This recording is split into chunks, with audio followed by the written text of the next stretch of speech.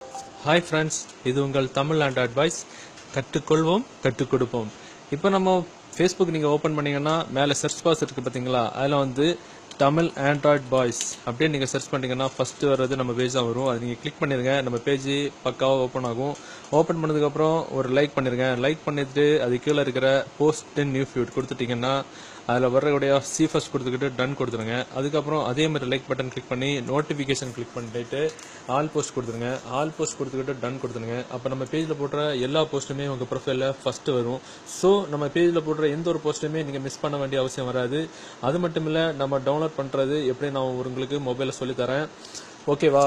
அதே மாதிரி நம்ம facebook.com அப்படின்னு மொபைலில் ஓப்பன் பண்ணிட்டீங்கன்னா மேலே சர்ச் பாக்ஸ் இருக்கும். அதில் வந்து Tamil Android boys TAMIL Android boys அப்படின்னு ஆண்ட்ராய்ட் அடிச்சிட்டாங்களே நம்ம பேஜ் வந்துடும். தமிழ் ஆண்ட்ராய்ட் பாய்ஸ் ஓப்பன் பண்ணிட்டீங்கன்னா அதோடைய ஃபுல் இன்டர்ஃபேஸ் உங்கள் மொபைலில் ஓப்பன் ஆகும்.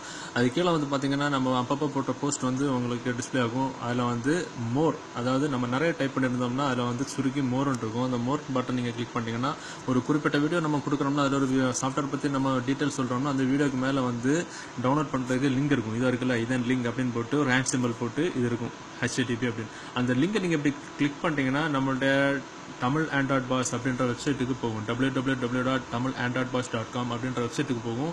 அந்த வெப்சைட்டில் நீங்கள் பார்த்தீங்கன்னா நம்ம எந்த வீடியோ நம்ம பற்றி சொல்லியிருந்தோமோ அந்த வீடியோடைய குறிப்பிட்ட வீடியோக்கு கீழே டவுன்லோட் பண்ணுறதுக்கு லிங்க் கொடுத்துருவோம். இதாக இருக்குல்ல, கிளிக் ஹியர் டவுன்லோட். அந்த கிளிக் ஹியர் டவுன்லோட் நீங்கள் சின்னதாக இருக்கும். அது நீங்கள் கிளிக் ஹியர் டவுன்லோட் நீங்கள் இப்படி கிளிக் பண்ணிட்டீங்கன்னா ஒரு 5 செகண்ட் வெயிட் பண்ணணும். இந்த 5 செகண்ட் வெயிட் பண்ணுறதுக்கு சில அட்வர்டைஸ்மெண்ட் ஓப்பன் ஆகும். இல்லாட்டா இந்த மாதிரி வெப் பேஜ் நாட் அவைலபிள் அப்படின்னு வரும். அதெல்லாம் நீங்கள் கண்டுக்க வேண்டாம். மேலே பார்த்தீங்கன்னா 5 செகண்ட் நம்பர் வரும். 5 செகண்ட் 5 4 3 2 1 ஆட் ஓடி முடிஞ்சதுக்கப்புறம் ஸ்கிப் தி செட் பட்டன் இருக்குல்ல, அது மெதுவாக கிளிக் பண்ணுங்கள். கிளிக் பண்ணும்போது டவுன்லோட் பண்ணுற பேஜ் நமக்கு ஓப்பன் ஆகும்.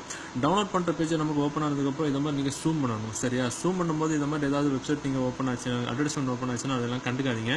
ஓகே, இப்படி ஜூம் பண்ணிக்கிட்டு ஏதோ ஒரு டிக் மார்க் இருக்குல்ல, அந்த டிக் மார்க்கை நீங்கள் வந்து எடுத்து விடணும். ஐ மீன் இப்படி அன்டிக் பண்ணி விடணும். எடுத்து விட்டுக்கிட்டு டவுன்லோட் நீங்கள் கிளிக் பண்ணிட்டீங்கன்னா ஆட்டோமேட்டிக்காக டவுன்லோட் நமக்கு சேவ் பண்ணணும்னு கேட்கும்.